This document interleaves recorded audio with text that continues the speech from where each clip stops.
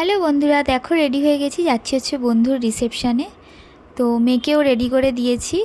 মেয়ে আজকে নতুন ড্রেস পরেছে, সেদিনকেও বিয়ের দিনকেও নতুন ড্রেস পরেছিল। তো সে তো খুব খুশি যেহেতু ঘুরতে যাবে।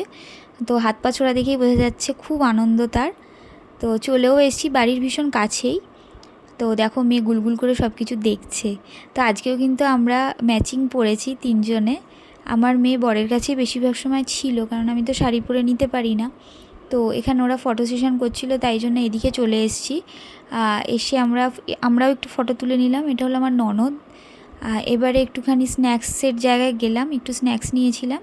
তারপর দেখো আমার মেয়েকে নিয়ে আমার বর একটু ডান্স করছিল, ওখানে গান হচ্ছিল। তো এটা হলো আমার ননদের বর। তো আমরা একটু খাওয়া দাওয়া করলাম। আর ও হচ্ছে আমার বন্ধুর ভাই।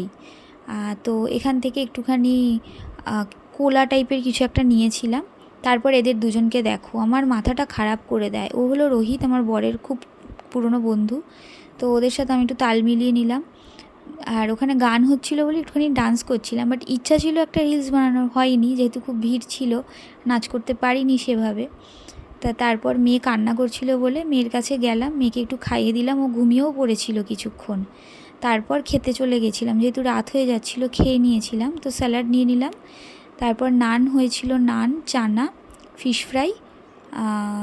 তো ভালোই হয়েছিল খাবার দাবার। তো একটু খেয়ে তিনজনে মিলে খেলাম।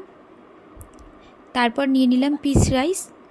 দই কাতলা ছিল, বাট ওটা নেইনি। মাটন নিয়েছিলাম। আমি খুবই কম কম খেয়েছি, কেননা আমি বেশি খাইও না। তারপর চাটনি পাঁপড় তো খাই না, মিষ্টি নিয়েছিলাম। আর আইসক্রিম তো একদমই খাই না।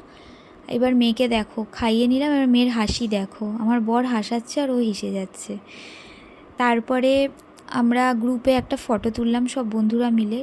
অনেক দিন বাদে দেখা হয়েছে, এটাই থেকে যাবে, আর কিছুই না। তো চলো, রাত হয়ে গেছে, এবার বাড়ি যাব। চলো টাটা, তোমরা সবাই ভালো থেকো। আর আশা করবো ওরাও খুব ভালো থাকবে।